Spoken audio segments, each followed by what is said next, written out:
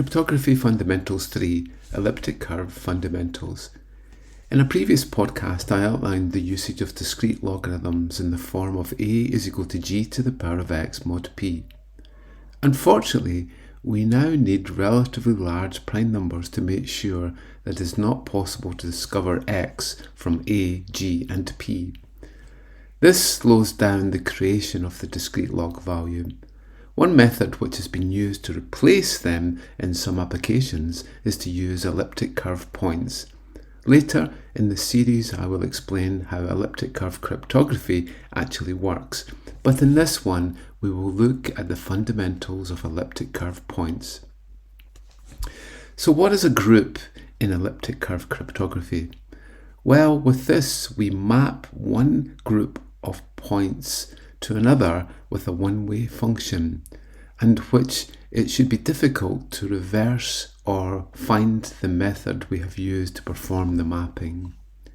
As we will find, the basic operation is either to add 2 points in a group together to create another point in the group, or to double the point to get another point.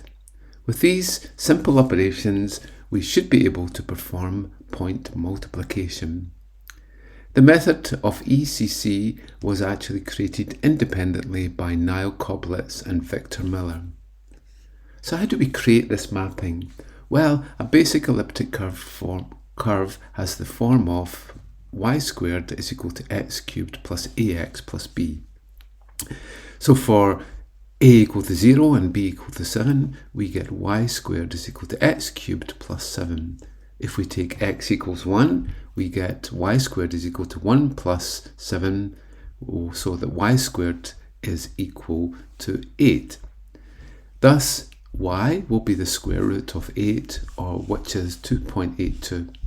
And so we have a point on the elliptic curve at 1, 2.82. But in cryptography, we only deal with integers, so we must modify this with a modular format, such as y squared is equal to x cubed plus ax plus b mod p. For example, if we take a equal to 0 and b equal to 7 and a prime number of 11, we get y squared is equal to x cubed plus 7 mod 11.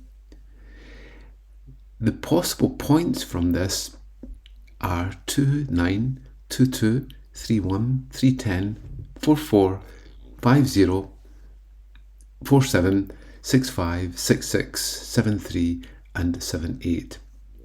And those are the possible points that we can have to make sure that we have valid integer values of x and y. We can try this ourselves, such as for 2, 9, that's an x value of 2 and a y value of 9.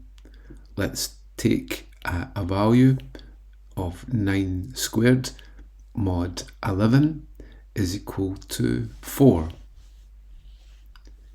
and 2 to the power of 3 plus 7 mod 11 is equal to 4 also.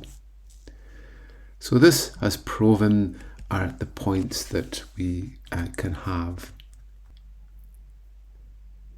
As we can see, not all the points for x coordinate values are possible. This then leads to what's called the order, and which will be the number of valid x-axis points, which is 6 in this case. Point double and add. In ECC, we add 2 points together, p and q, so we get p plus q, or to double them to get 2p, and then get a new point. With this, it is extremely difficult to reverse back the addition or doubling to find the original point. So we go back to y squared is equal to x cubed plus 7 mod 11. As we saw before, the valid points are 2, 9, 2, 2, 3, 1, 3, 10 and so on. We can see for every x value there are 2 possible y values. This is equivalent to when we have a square root, we can have a plus or a minus value for the square root. And if we count back, we actually find that the one of the values will actually equal the negative value of the value that we've selected. So for 2, 2, we would get a point of 2 minus 2, but in the end we'll end up with 2 and 9, because we can count back 2 from 11 to get 9. And so if we take a point 2, 9 and add another point to it, we get a number of point additions. I've put the link in the podcast blog page if you want to see this operation, but 2, 9 added to 2, 9 gives us a point 5, 0. 2, 9 plus 3, 1 gives us a point at 4, 7. 2, 9 plus 4, 4 gives us a point at 3, 10, and so on. And the great thing with this is that every time we add a point to another point, we always get another point on the curve. And where it's difficult to reverse back what the original addition actually was. So multiplying points. So can we multiply points in an efficient way? Let's say we have a point G and we want to add it to itself n times. We could represent this by n times G.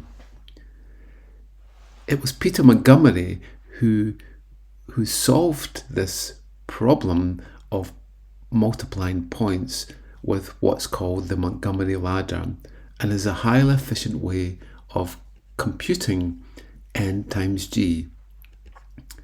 The basic method is that if we take the bit values and we start from the least significant bit. If the point is a 0, we double the point, the current point, and if it's a 1, we add the point to the previous point and do a double. If we try a value of n equals 100, then we have a binary value of 1100,100. So the first least significant bit here is a 0. So for this, we take capital N equal to 2g and we double the point. So we start off with g, and because it's a 0, we double the point to get 2g. The next bit along is also 0, so then we'll double the point again, so we get 4g. Next one is a 1, so we add the point, and that will give us 4g, and then double it to give us 8g. Next point is a 0, so we'll double our point, n equals 16g. Next one is a 0, so we'll double the point to get 32g. And the next one is a 1. So in this case, we're going to add our running total of our point, which was 4g, onto the previous point, which is 32g, to get 36g. And we'll go and double the point to have 64g. In the last one, we have a 1, so we add the point, so we had 36g before, so now we'll add that onto our running point, which is 64g, to give us 100g, and then we will double the point. The overall result is 4g plus 32g plus 64g, which is equal to 100g. This is a way that we can multiply our points. Overall, the great advantage of this method is that we'll be able to always take the same time to compute the answer, no matter the size of n. It all relates to the number of bits that we're using. This is useful as some cryptographic operations leak information from the time they take to compute the result. The only problem here is that the double point and point adding will have a different time to compute than just a double point, and where Eve could determine if there was a 1 or a 0 being used in the value of n. Public key encryption. So how could we use this in public key encryption? Well, I'll explain this more in a future podcast, but with this we first pick a base point G on the elliptic curve. So from our example, we could pick a point of 2, 9. Next, we can then pick our secret key SK. Our public key then becomes PK is equal to SK times G, and which is G added to itself SK times, just as we've seen from the Montgomery method. Our private key is then what's called a scalar value, and our public key is an elliptic curve point. We use this in terms of digital signing, and where we take the private key SK to create a digital signature, and then the public key PK then validates it. The most popular methods for this are ECDSA, Elliptic Curve Digital Signature Algorithm, and EDDSA, Edwards Digital Signature Algorithm. I will explain these more in a future podcast. Conclusions. And so, for our elliptic curve methods, we don't always have to have a valid XY point. But if we do, we will end up with 2 values for every X coordinate. With our points, we can then conduct simple operations such as point additions and point doubling. Thank you.